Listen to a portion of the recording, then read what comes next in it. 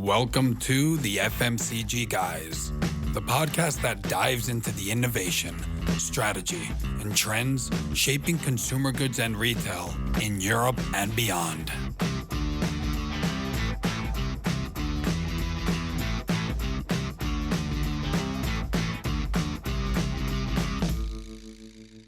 Welcome to the FMCG Guys podcast. I am Efren Rosario. You're probably used to hearing from my partner, Daniel Torres Dwyer.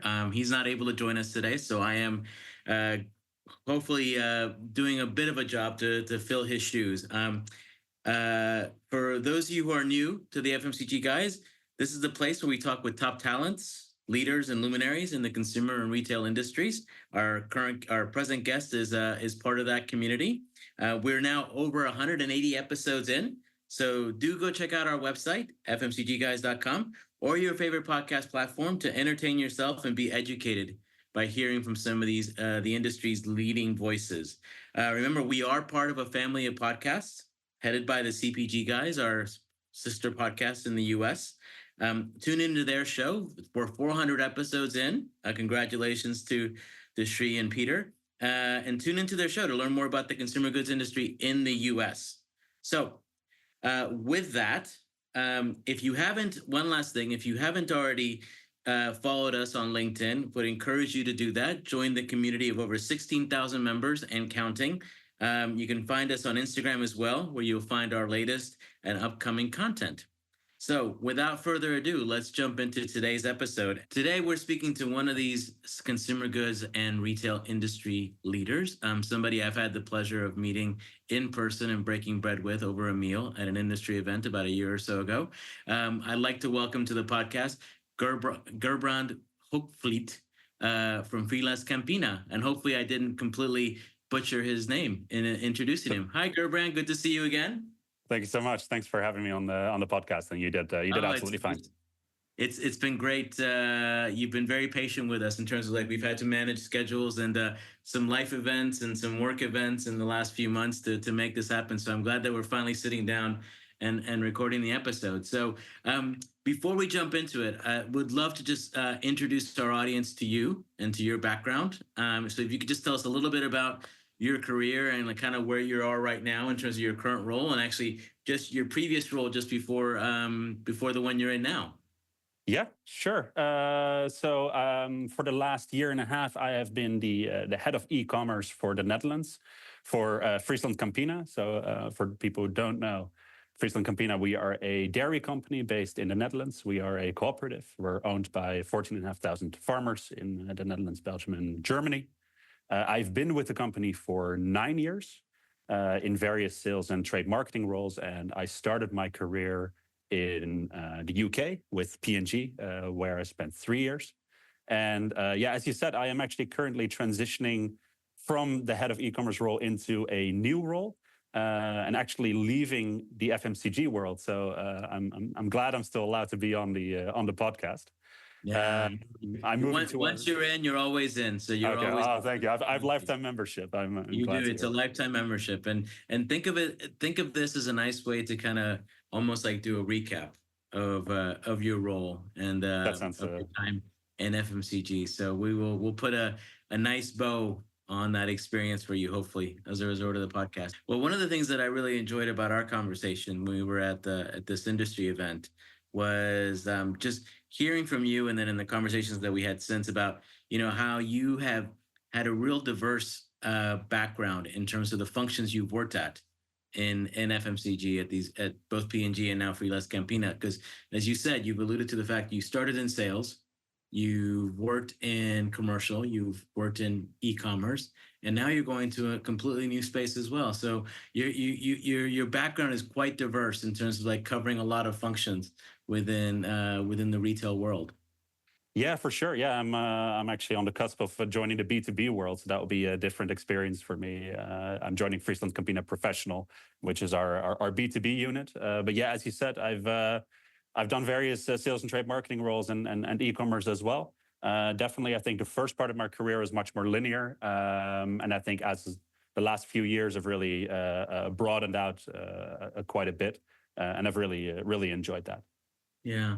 Well, and just out of curiosity, I mean, like, and we'll jump into your ecom experience and your prior role in just a second, but in terms of the breadth of experience that you've had, how has that been for you in terms, like, have you found it to be particularly fruitful, and how have you been able to, for example, take what you've learned when you were in a sales role and being able to apply it in an ecom role, and so forth? Like, how much how much of the skills that you've built in working on one function been able to transcend and like carry over into roles and other functions at these companies?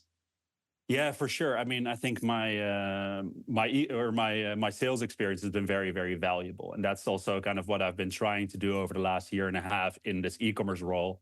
I'm relatively new in the e-commerce world, but I am obviously, I do have experience in the offline world and in FMCG, and so what I've tried to do over the last year is really try and bring those worlds together, try to bridge that gap, and I think my background allows me that because I speak both languages. I can navigate both worlds, and so that's really been something that I've tried to do is make the offline world understandable more for e-commerce specialists, and likewise help the offline colleagues understand the e-commerce space. Absolutely, and I know from when you and I talked um, over coffee a few months back. That's one of the things that we talked about is, like, um, the fact that you haven't spent your entire career in one single function, and the fact that you are multilingual from a business or from a function standpoint is a bit of your superpower, if you will, in terms that you can really relate to the individuals who may not necessarily work in an ecom function, and being able to kind of create that bridge between the two in terms of, like, saying how this is going to impact the overall business. Yeah, that's been very helpful. And actually, the language metaphor that you're using, I think, is actually very apt because we do sometimes in these worlds speak slightly different languages, and being able to translate things back and forth has actually been one of the helpful things that I've been able to do, I think. Yeah, absolutely, no doubt. Well, so moving into talking about your previous role, leading ecom for the Netherlands at FrieslandCampina, I'm curious to understand what is the role of ecom within the broader business strategy of FrieslandCampina? Like, how relevant or how important is it to the overall business? Yes, that's a great question. Short answer is e-commerce is a very important channel for us. But maybe to take a little bit of a step back, when I talk about e-commerce, I think it's good to define what that means for me. Because one of the things I've found is that people use e-commerce in different ways. So I'm coming at it from the perspective of a food supplier, and a fresh food supplier even at that. And so for us, e-commerce primarily is groceries delivered to your home, if I want to put it very, very simply. And that's different from, I understand, from other FMCG companies who may have, large platform businesses on, say, Amazon or Bol or something to that effect. That's less of a factor for us. For us, really the majority part is grocery delivered to people's homes. And so given that fact, you can start to see that e-commerce are quite important for us, because the shopping mission of online grocery delivery is that big weekly shop. It's, that's where you get your staples, that's where you get stuff for your breakfast, for dinner. And so products that over-index in those occasions will over-index online. And dairy very much especially for Dutch households, is definitely one of those staples. So e-commerce is, I think, important for all FMCG players, but especially for dairy players, very important because we're overrepresented in the channel. Yeah. Yeah, absolutely. And I think that the importance of that replenish or that stock up mission as part of total shopping trips is huge. And one observation that I had years ago that was kind of a big aha for me at that moment was that a lot of these larger grocery trips, these larger baskets, was initially migrating online. And I think fast forward 5-6 years, they represent a substantial portion of a lot of people's e-com business. But I think, like you said, specifically for you all in your category, it's vital, it's essential. Yeah, that's absolutely exactly what we've seen. Yeah. Yeah, absolutely. So, given that definition of how you've thought about how you think about ecom from your company's perspective in terms of like online grocery delivery, I'm curious to hear from you. What is the role of bricks and clicks in the overall ecom strategy? Yeah, so ecom or bricks and clicks for us is super important. So if we look at the total market, both pure play and bricks and clicks are very important parts for us. But bricks and clicks is currently still the majority. We do see that shift a little bit, but we do expect that even going forward, projecting out, say, 5 years from now, that bricks and clicks. So just to translate that, so that's grocery stores who have both physical stores and do also online grocery delivery. We do still expect them to be the majority of the market. So from an e-commerce perspective, they're already very important customers. And then we obviously take the more broader omni-channel perspective. They're obviously also customers with whom we have a very large offline business, where e-com is an integral part of it. So yeah, to answer your original question, how important is it? Both pure play and bricks and clicks are very important, but bricks and clicks certainly is where a lot of our attention goes. Yeah, and and thank you for clarifying that, by the way, because in some places they'll call it different things. Like for example, where I work now, we call it grocery .com Right. players. Oh yeah, I've heard that. But they mean the same thing, and I think this really alludes back to what we were discussing at the beginning of our discussion, which is the importance of being able to speak those multiple languages, right? Because if you think about those kinds of grocery retailers where they both have an online and an offline business, the ability to be able to kind of bring those two worlds together so that you don't go into it with two completely disparate efforts in terms of how you engage with that retailer through a joint business planning, for example. I mean, that has to be worth its weight in gold in terms of having somebody who can help bridge those two things together. Yeah, absolutely. And that's, I think, a challenge that we see on both sides, right? We see it within suppliers, within FMCG, where sometimes those are separate worlds, but we also see it on the customer side, where also their e-commerce business is usually still separate from their grocery, their store business, their physical store business. So being able to bridge those gaps, both on our side but also on the retailer side, definitely is very helpful. Okay, so you find yourself, like you said, it's not just the brands who are, in a sense, going through this organizational change, but it's also the retailers as well. In terms like you have to, bring it together on both sides of that relationship. That's fascinating. I'm curious to talk a little bit about online category development. And again, I think this is one where having worked in offline can pay huge dividends in online as well. But I'm curious to understand, what is that interplay between, from a cat dev standpoint, between the online and the offline, or let's say it another way, the digital and the physical shelf?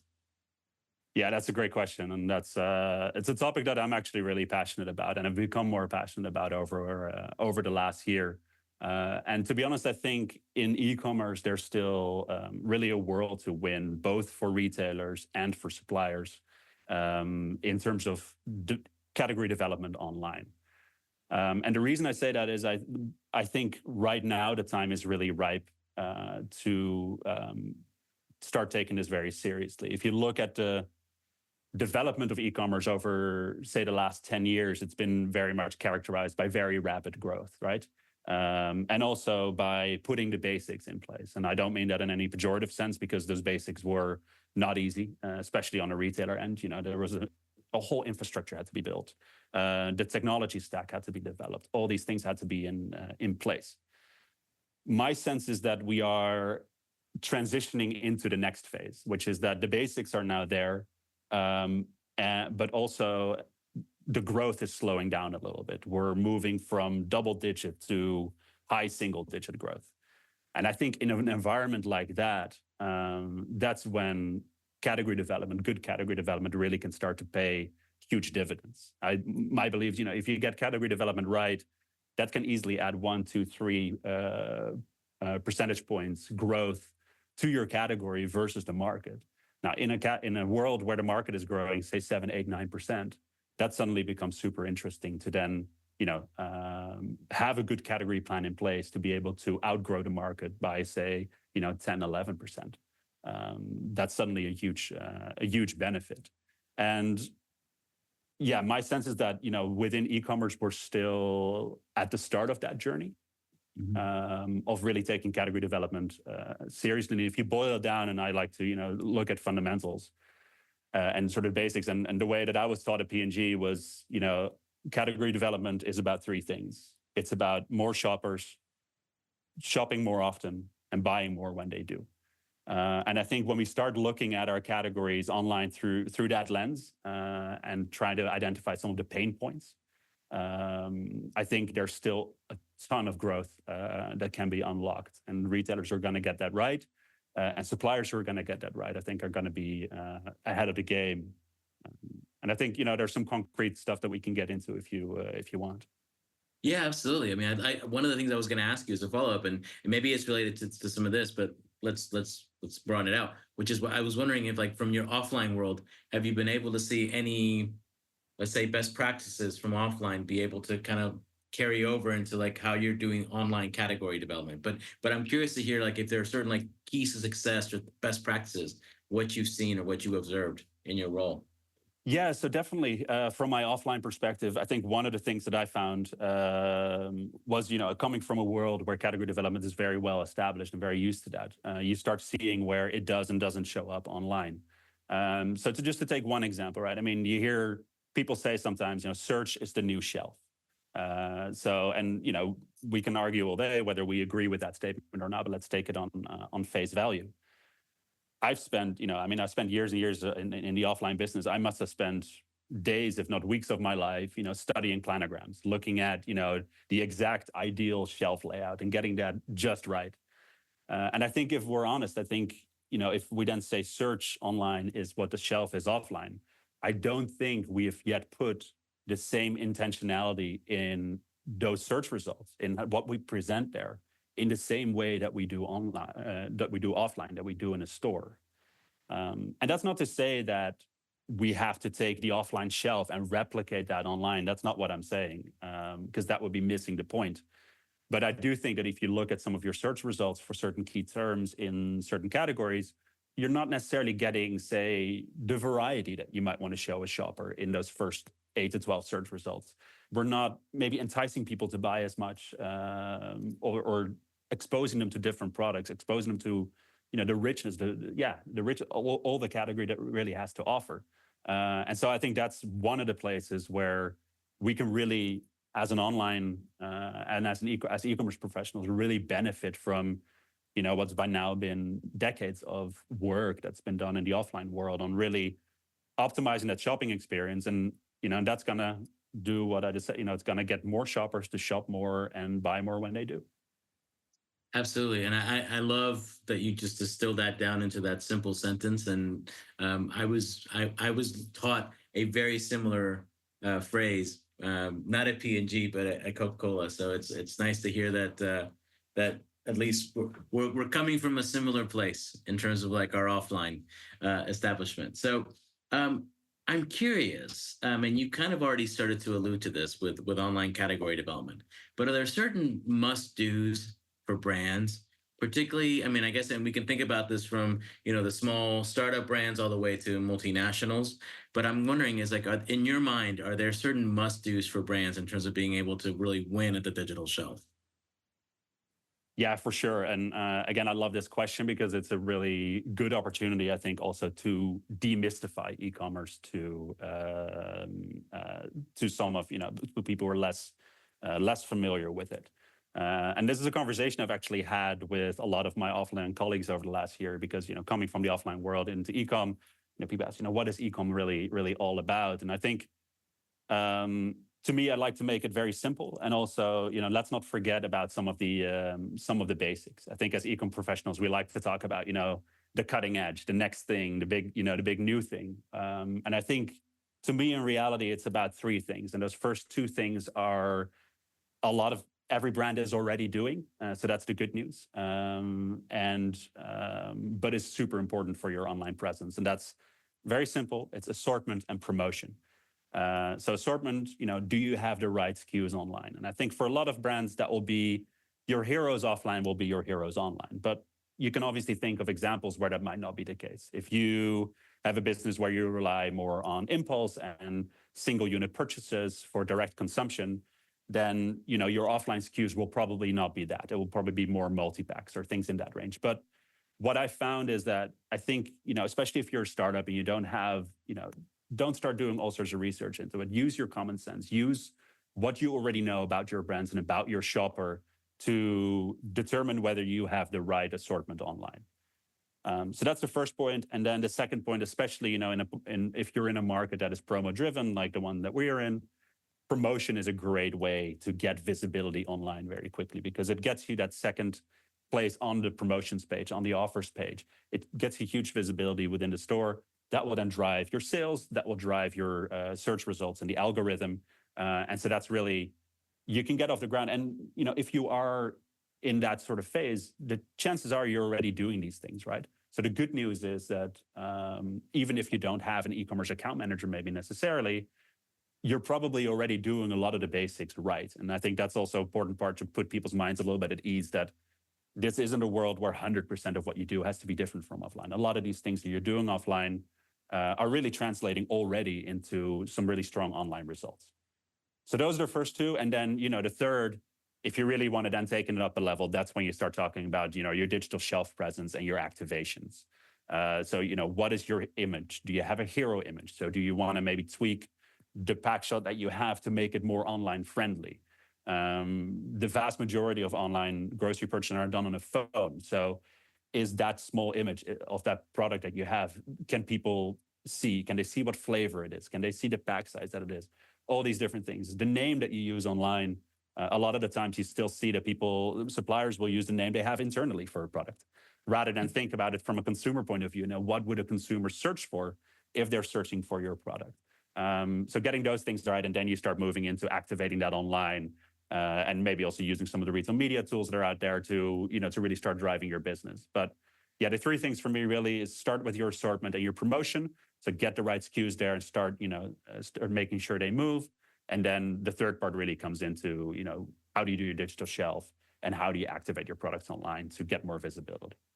Yeah, no, and I love how you talked about, let's start simple, and it doesn't have to be completely 100% different than the way we think about it in the offline world as well. A lot of those same foundational principles carry through to the online space.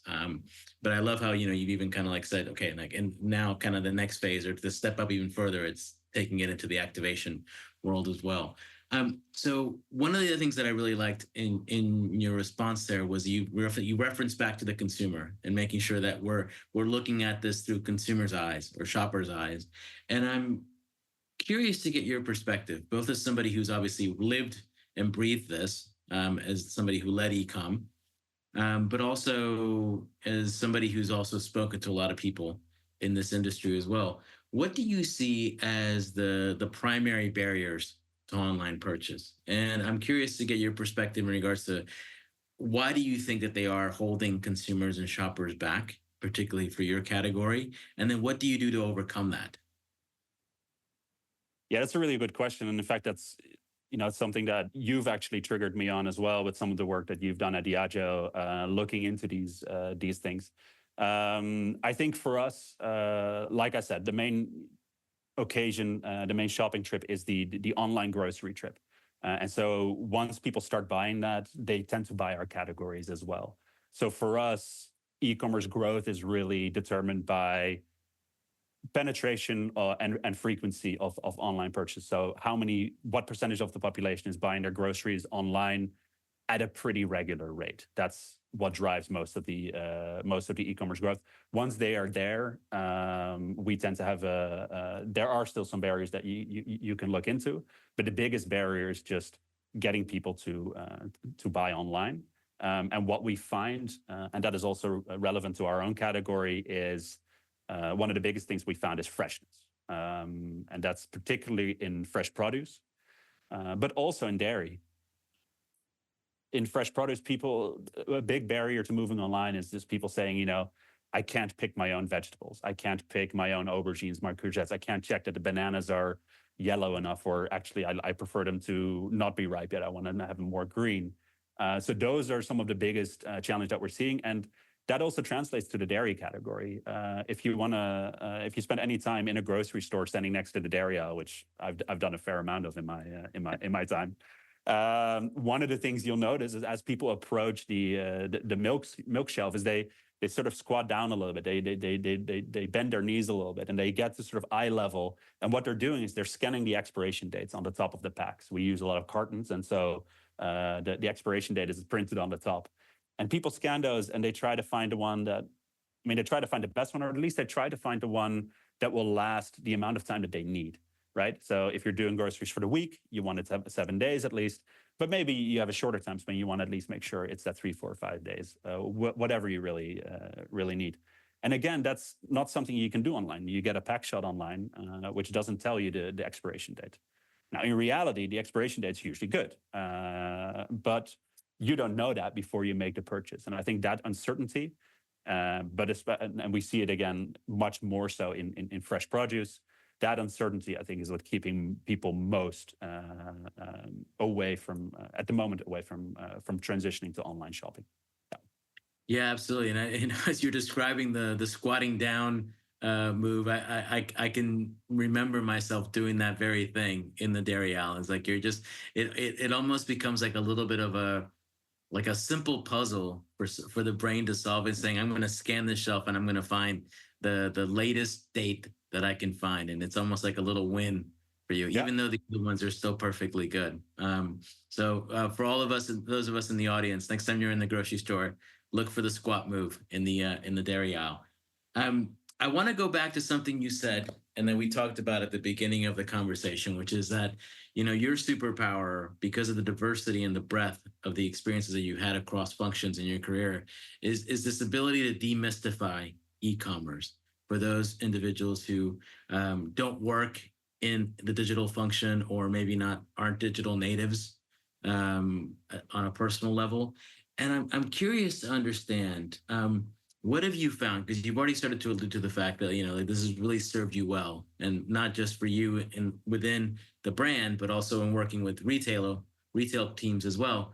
What have you found to be almost like your keys to success, or the things that have worked really well in regards to making that demystification happen?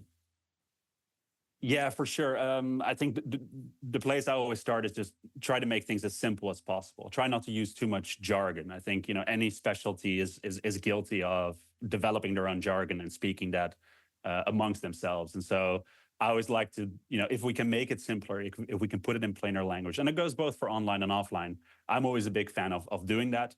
And I think the additional benefit that it has is that it makes people feel less like outsiders because they don't understand certain terminology. So I think it's a very obvious one, but it's almost a basic. But if you think about even just the number of acronyms that we use in our daily professional lives, and I always, whenever I'm writing an email, I just try to always spell out at least once in the email what that acronym really means, because there's probably somebody who's going to receive this that's never heard of what JBP or ECG or whatever other acronym you have actually means.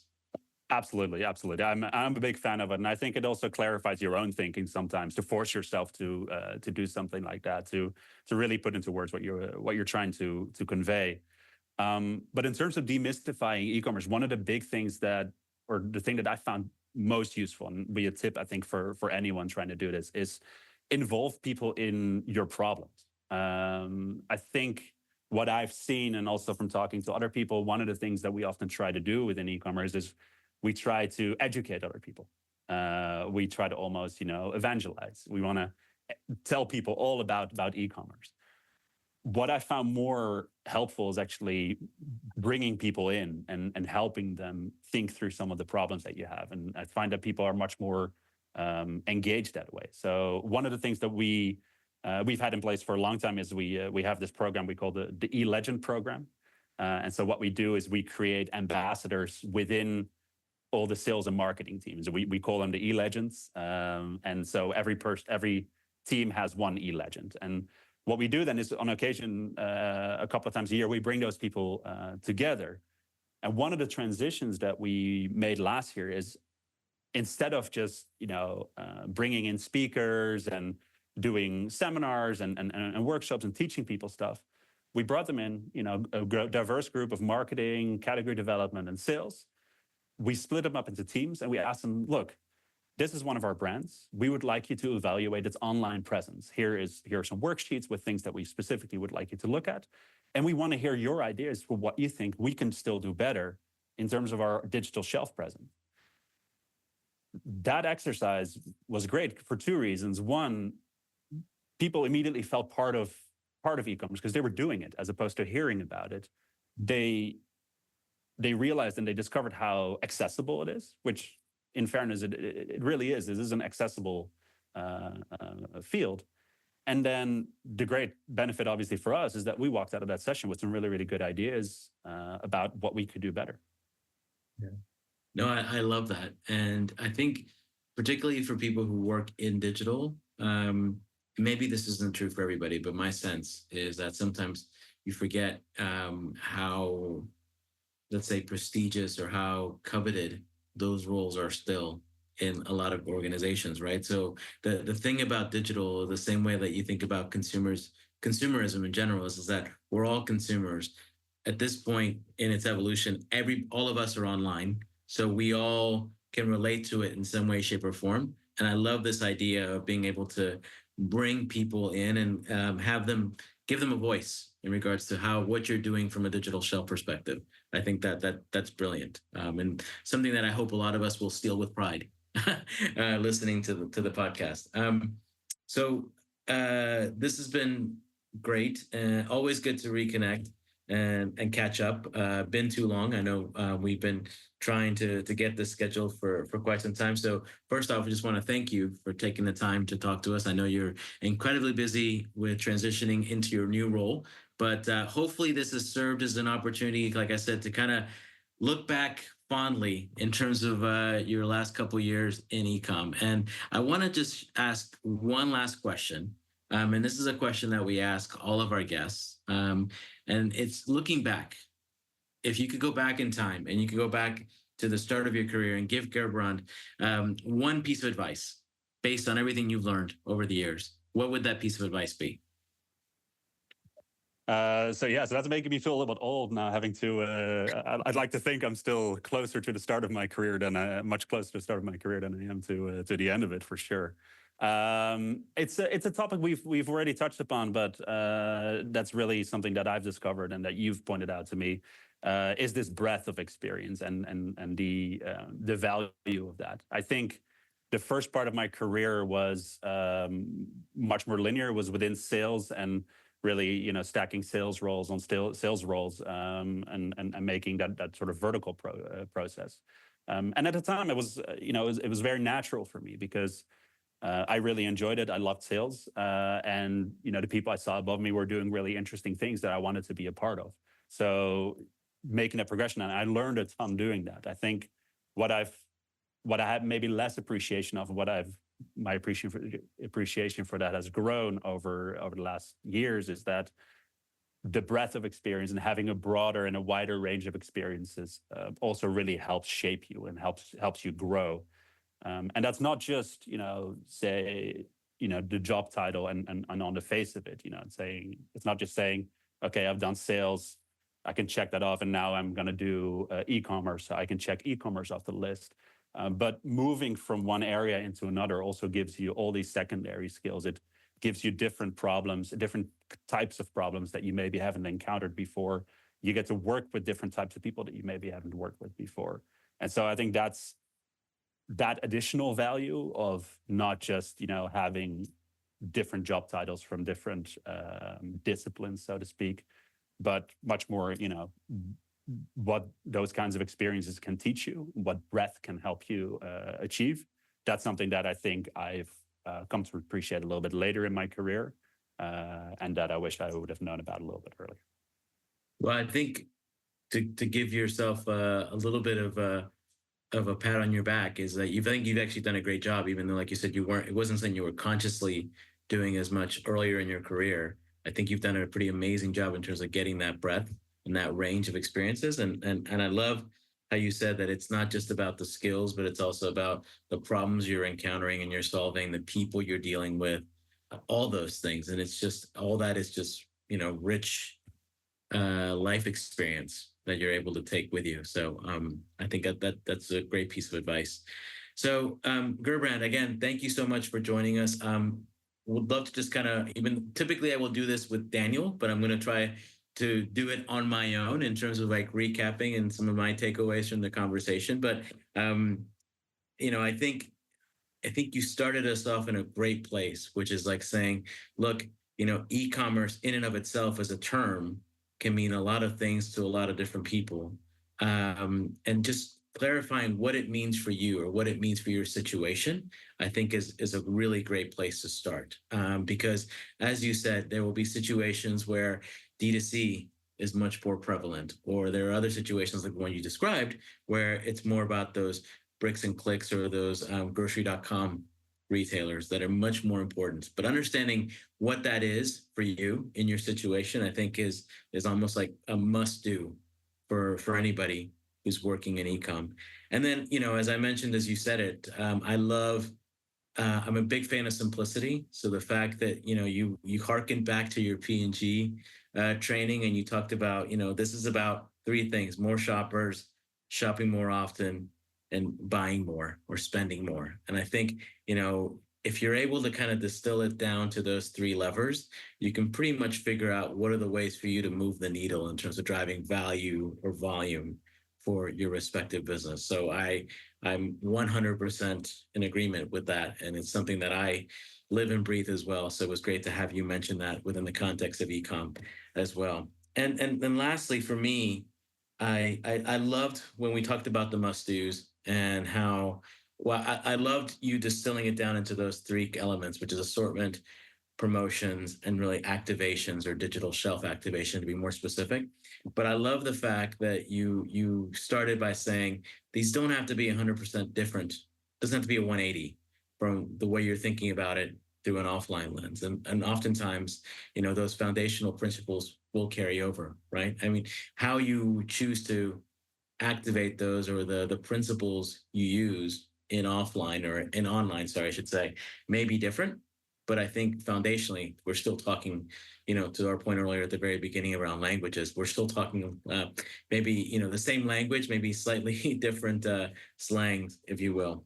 But, I think all in all, like I said, thank you. I know like you're incredibly busy in terms of your new role, but hopefully this has been great. And I appreciate you sharing your learnings from your time leading e-commerce in the Netherlands with the rest of our audience. So I want to thank our guest. I want to thank our audience again for joining us. And would just remind you that if you haven't already done so, make sure to check out our website to see other great episodes like this one with Gerbrand. And if you haven't done so, leave us a rating on your favorite podcast platform and tell a friend. And with that, thank you for joining us again on another episode of the FMCG Guys. We'll see you next time. Take care.